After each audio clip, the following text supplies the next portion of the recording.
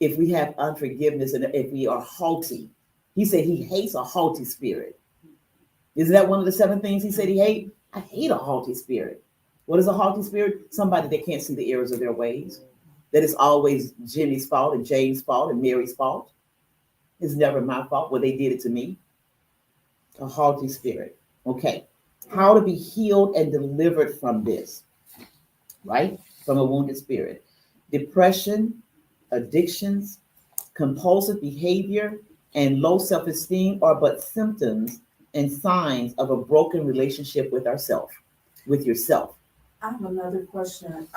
Is there a difference between right timing and just planting seed? Because it may not seem like the right time to say something, or they may not appear to receive, but it was fortifying words or something.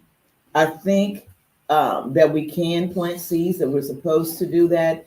And I was I'm trying to remember the scripture that I gave last week. I was like, ooh.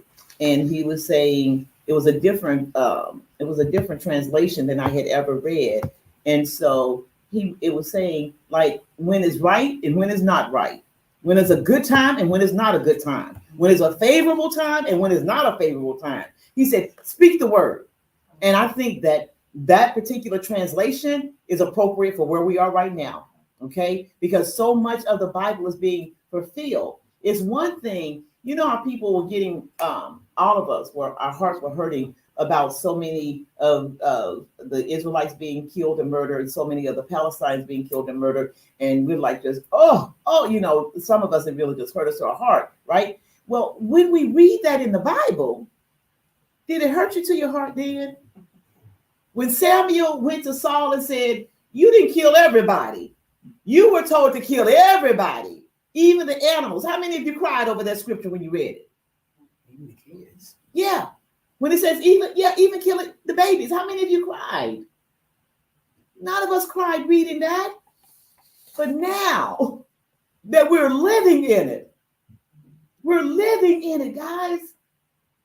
How can it be March and you've got snowstorms? You've got rain and flooding. You've got earthquakes, all and fires, all at the same time. Yes, ma'am. I have to admit, when I saw a video about the earthquakes, but what I was seeing were the temples and things that were coming down, and the scripture that he took me to was about